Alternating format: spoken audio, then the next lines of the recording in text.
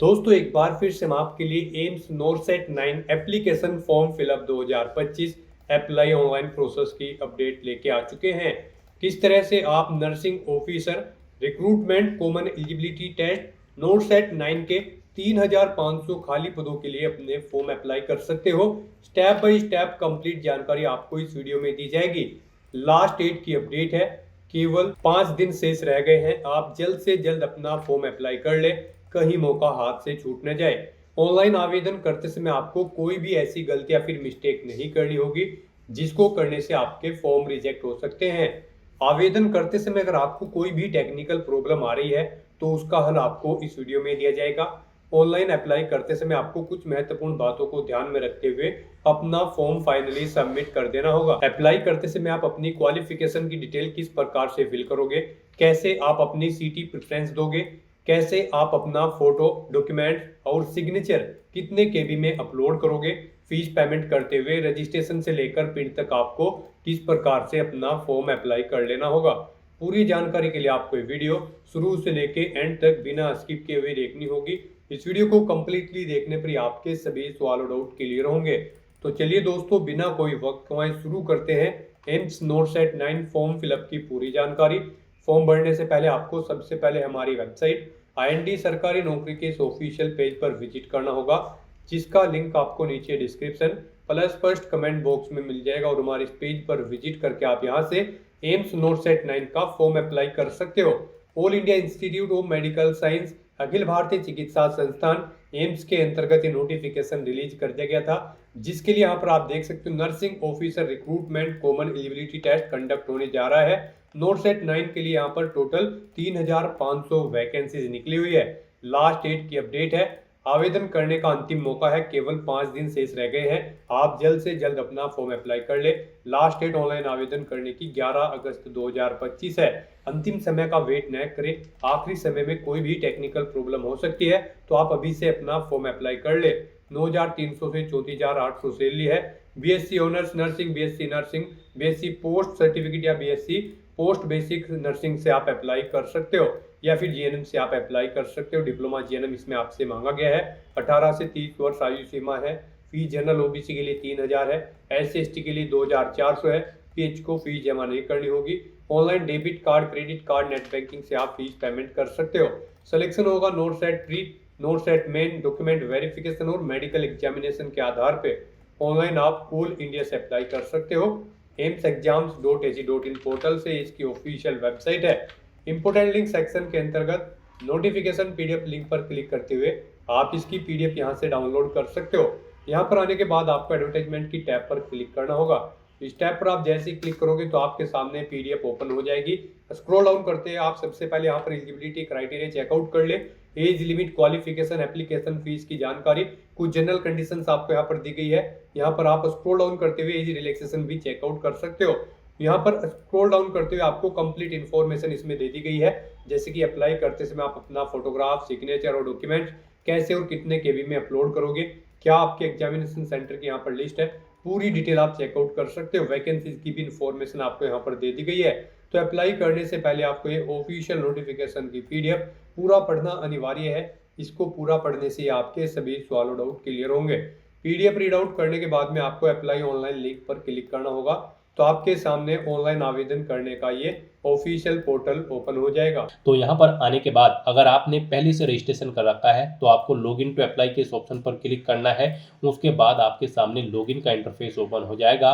यहाँ पर आपको अपनी ID या फिर मोबाइल नंबर एंटर करना है, अपना पासवर्ड आपको एंटर करना है और लॉगिन की स्टेप पर क्लिक करते हुए अपने डैशबोर्ड में लॉगिन करके आपको अपने फॉर्म अप्लाई कर लेने हैं। और अगर आप नोरसेट 9 के लिए फर्स्ट टाइम अप्लाई करने जा रहे हो तो सबसे पहले यहाँ पर आपको अपना रजिस्ट्रेशन करना होगा।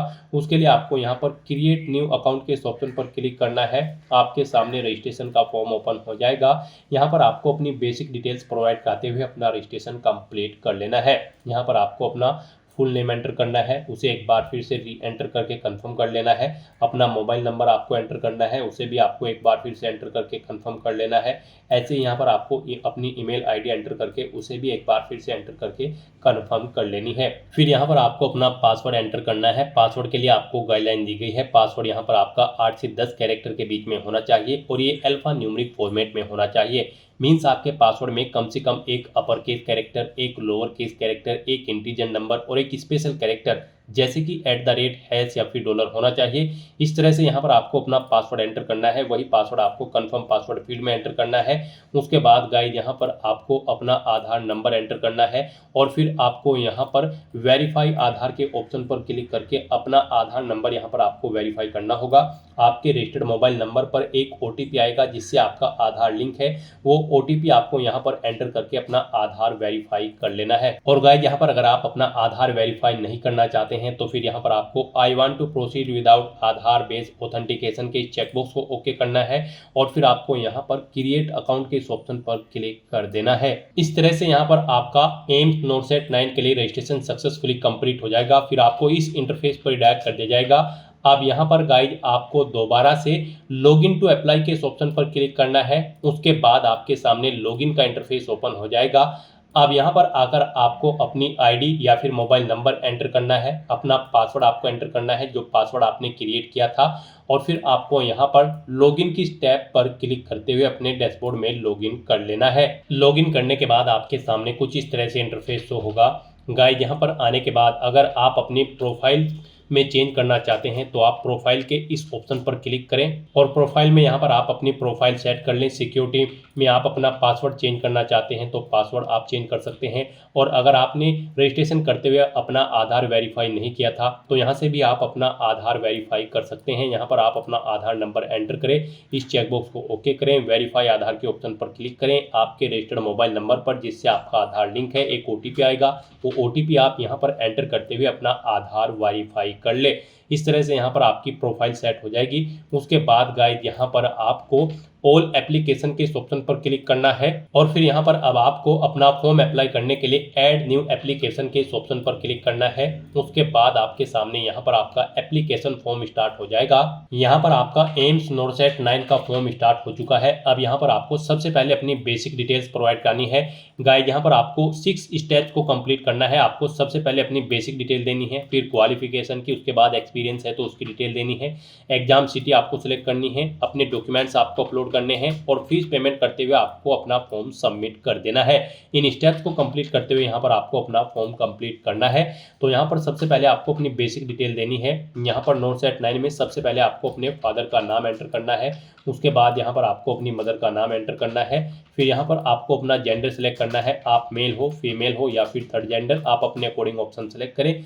फिर यहाँ पर आपसे पूछा गया है कि क्या आप PWBD कैंडिडेट हैं, अगर हैं तो आप येस करेंगे और फिर यहाँ पर आई एग्री के चेकबॉक्स को ओके करेंगे, कंफर्म करेंगे।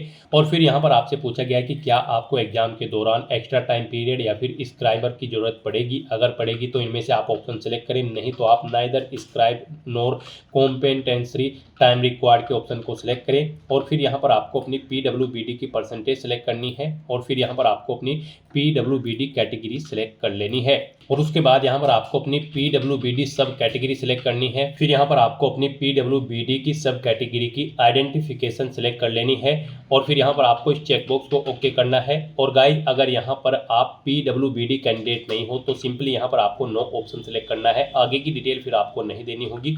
उसके बाद यहाँ पर आपको अपनी कैटेगरी सेलेक्ट करनी है, आप unreserved, OBC, SC, ST, EWS किस कैटेगरी से बिलोंग करते हैं आप अपने अकॉर्डिंग ऑप्शन सेलेक्ट करें। उसके बाद यहाँ पर आप अपनी नेशनैलिटी सेलेक्ट करें, स्टेट डोमिसाइल यहाँ पर आप सेलेक्ट करें यानी कि अपना स्टेट जिसका डोमिसाइल आपके पास है।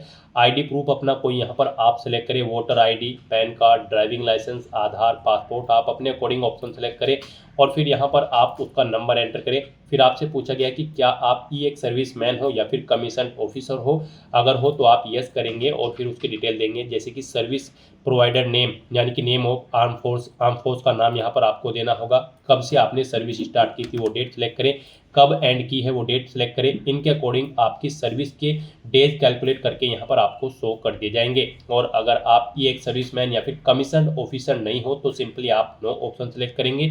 फिर यहाँ पर आपसे पूछा गया कि क्या आप करंट में इसी के एम्प्लॉय हैं, अगर है तो आप यस करें और फिर यहाँ पर आप type of job status select करें रेगुलर। उसके बाद प्रेजेंट पोजीशन यहाँ पर आपको एंटर करनी होगी, अपॉइंटमेंट डेट यहाँ पर आपको सेलेक्ट करनी होगी और फिर यहाँ पर गाइड आपको इनके अकॉर्डिंग आपकी सर्विस की लेंथ डेज में कैलकुलेट करके शो कर दी जाएगी। और अगर आप इसी के एम्प्लॉय नहीं है तो यहाँ पर आप सिंपली नो ऑप्शन सेलेक्ट करेंगे।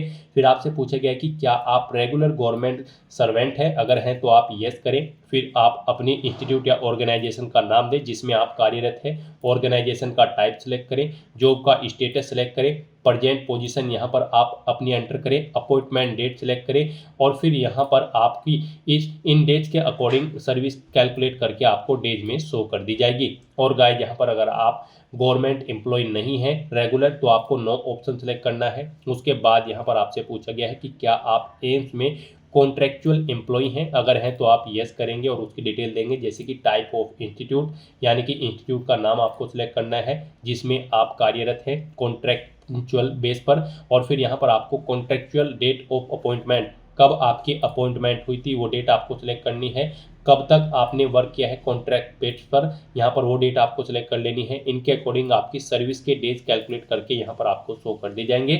और अगर आप कॉन्ट्रेक्चुअल एम्प्लॉय नहीं है एम्स में तो आपको नो ऑप्शन सेलेक्ट करना है। फिर आपको अपना मैरिटल स्टेटस सेलेक्ट करना है, आप मैरिड हो या फिर अनमैरिड। उसके बाद यहाँ पर आपको अपनी डेट ऑफ बर्थ सेलेक्ट करनी है, कोई अल्टरनेट मोबाइल नंबर है तो वो यहाँ पर आप एंटर कर सकते हैं। फिर यहाँ पर आपको अपना परमानेंट एड्रेस एंटर करना है, यहाँ पर आप अपनी कंट्री सेलेक्ट करें, स्टेट सेलेक्ट करें, सिटी सेलेक्ट करें, अपना पिन कोड दें और अपना एड्रेस यहाँ पर मेंशन कर दें।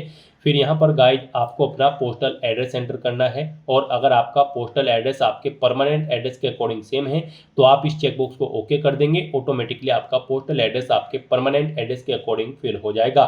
इस तरह से अपनी सभी डिटेल्स फिल करने के बाद फिर आपको सेव एंड नेक्स्ट के ऑप्शन पर क्लिक कर देना है। नेक्स्ट यहाँ पर आपको अपनी एजुकेशनल क्वालिफिकेशन की डिटेल प्रोवाइड करनी है। गाइड यहाँ पर इस रिक्रूटमेंट टेस्ट में पार्टिसिपेट करने के लिए आपके पास बीएससी ऑनर्स नर्सिंग की डिग्री होनी चाहिए या फिर बीएससी की डिग्री नर्सिंग के अंतर्गत, या फिर यहाँ पर आपके पास बीएससी पोस्ट सर्टिफिकेट होना चाहिए या फिर पोस्ट बेसिक बीएससी नर्सिंग की डिग्री होनी चाहिए किसी वेल रिकॉग्नाइज्ड यूनिवर्सिटी या फिर इंस्टीट्यूट से।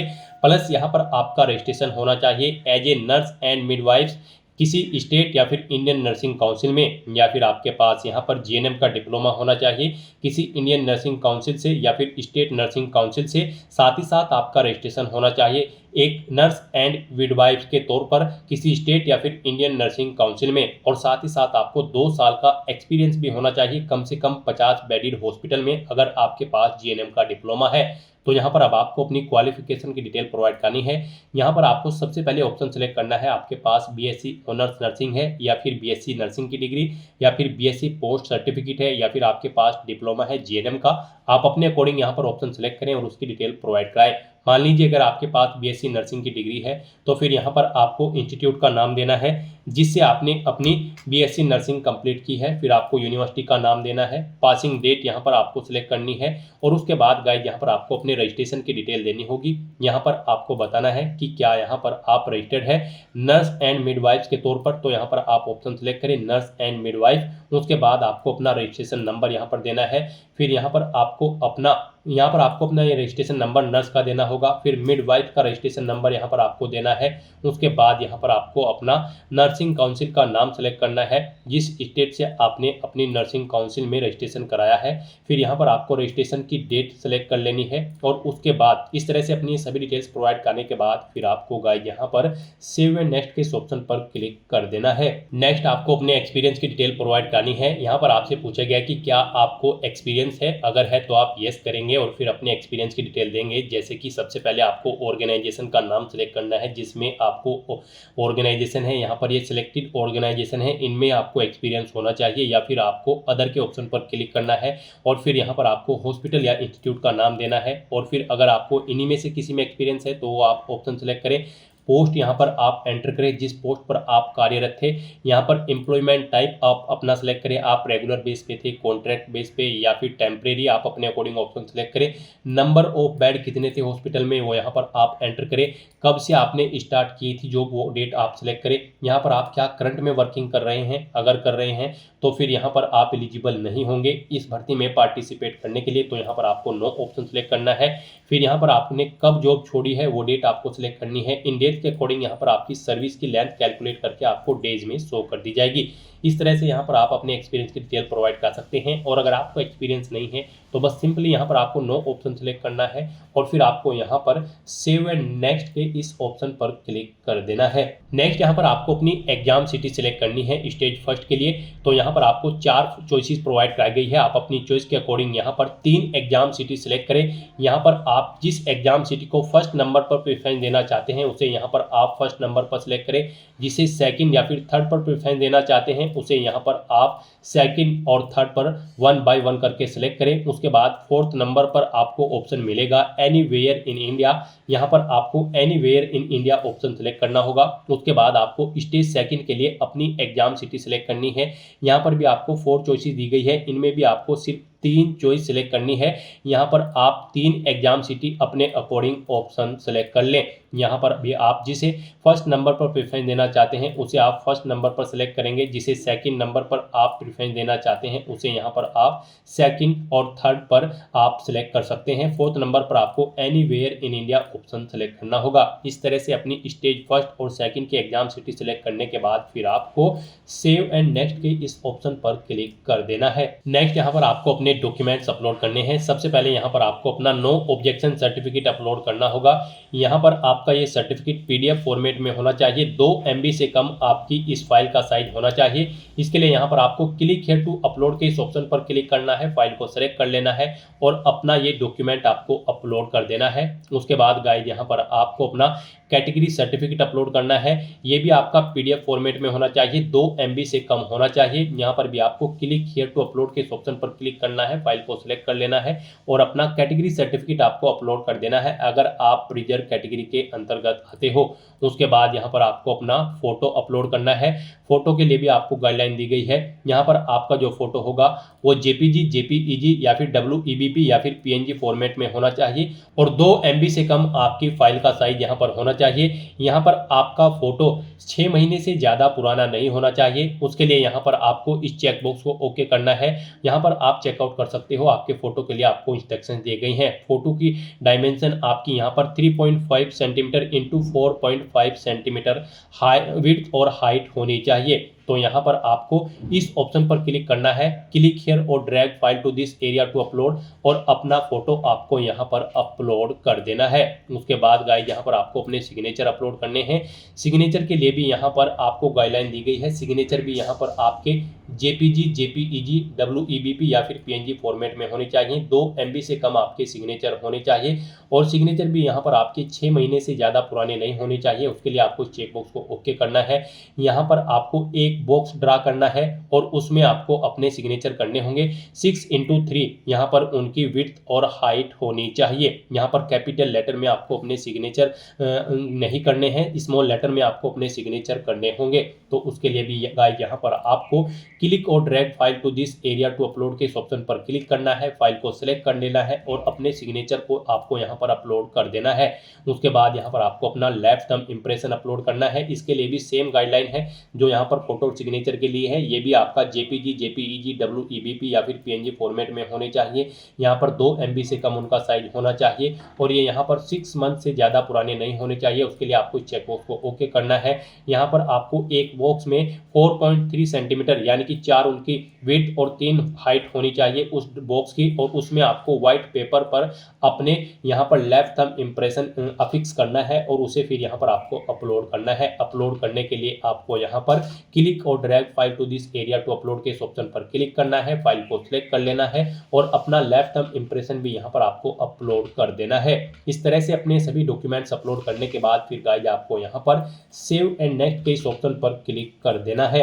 नेक्स्ट यहाँ पर आपको अपना फीस पेमेंट करना है। यहाँ पर गाइस आपको अपनी कैटेगरी के अकॉर्डिंग एप्लीकेशन फीस का अमाउंट पे करना है। जनरल OBC कैंडिडेट के लिए 3000 फीस है, SC ST कैंडिडेट के लिए 2400 और PH कैंडिडेट के लिए कोई फीस नहीं है। यहाँ पर अगर आप PH कैंडिडेट हैं तो फिर आपको अपना फीस पेमेंट नहीं करना है। तो सेव एंड रिव्यू के ऑप्शन पर क्लिक करके अपना फॉर्म सबमिट कर देना है। और यहाँ पर अगर आप जनरल OBC या फिर SC ST कैंडिडेट हो तो आपको अपनी कैटेगरी के अकॉर्डिंग एप्लीकेशन फीस का अमाउंट पे करना है। उसके लिए यहाँ पर आपको ऑनलाइन पेमेंट SBI के इस ऑप्शन पर क्लिक करना है। और फिर यहाँ पर आपको कंटिन्यू टू प्रोसीड के इस ऑप्शन पर क्लिक कर देना है। फिर आपके सामने यहाँ पर कुछ इस तरह से इंटरफेस ओपन होगा। यहाँ पर आप नेट बैंकिंग या फिर कार्ड के थ्रू अपना फीस पेमेंट कर सकते हो। आप अपने अकॉर्डिंग कोई भी ऑप्शन सेलेक्ट करें। मान लीजिए आप other bank debit card option select करते हैं। उसके बाद आपके सामने कुछ इस तरह से इंटरफेस शो होगा। यहाँ पर आपको कंफर्म के इस ऑप्शन पर क्लिक करना है।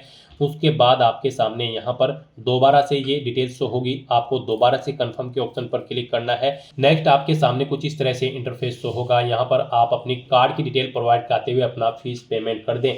यहाँ पर आपको अपना नाम एंटर करना है जो आपके कार्ड पर मेंशन है। कार्ड का नंबर आपको देना है, उसकी एक्सपायरी डेट आपको देनी है, 3 डिजिट का सीवीवी नंबर आपको अपना एंटर करना होगा जो कार्ड के पीछे होता है। और फिर गाइस आपको यहाँ पर पे के इस ऑप्शन पर क्लिक करते हुए अपना फीस पेमेंट कर देना है। सक्सेसफुली फीस पेमेंट करने के बाद आपको यहाँ पर इस इंटरफेस पर डायरेक्ट कर दिया जाएगा। अब गाइस यहाँ पर आपको सेव एंड रिव्यू के इस ऑप्शन पर क्लिक करना है। उसके बाद आपको आपके एप्लीकेशन फॉर्म का पूरा प्रीव्यू यहाँ पर शो कर दिया गया है। आपको सभी डिटेल्स केयरफुली चेकआउट करनी है। पेज को नीचे स्क्रॉल डाउन करना है और यहाँ पर आने के बाद अगर आपको कोई मिस्टेक नज़र आ रही है तो आप एडिट एप्लीकेशन के ऑप्शन पर क्लिक करके एप्लीकेशन फॉर्म को एडिट कर सकते हो। और इसका प्रिंट आउट लेना चाहते हो तो यहाँ पर आप प्रिंट के इस ऑप्शन पर क्लिक करके अपने एप्लीकेशन फॉर्म का एक हार्ड कॉपी प्रिंट आउट ले सकते हो। और फिर गाइस यहाँ पर आपको सबमिट के इस ऑप्शन पर क्लिक कर देना है अपना फॉर्म सबमिट करने के लिए। सबमिट ऑप्शन पर क्लिक करते ही यहाँ पर आपके सामने मैसेज शो हो जाएगा, आपका एप्लीकेशन फॉर्म यहाँ पर सक्सेसफुली सबमिट हो चुका है। और यहाँ पर अब आपको गो टू डैशबोर्ड के इस ऑप्शन पर क्लिक करना है और यहाँ पर आप अपने डैशबोर्ड में चेकआउट कर सकते हो। आपका एप्लीकेशन फॉर्म यहाँ पर सक्सेसफुली सबमिट हो चुका है। एप्लीकेशन स्टेटस में आपको सबमिटेड ऑप्शन शो हो जाएगा।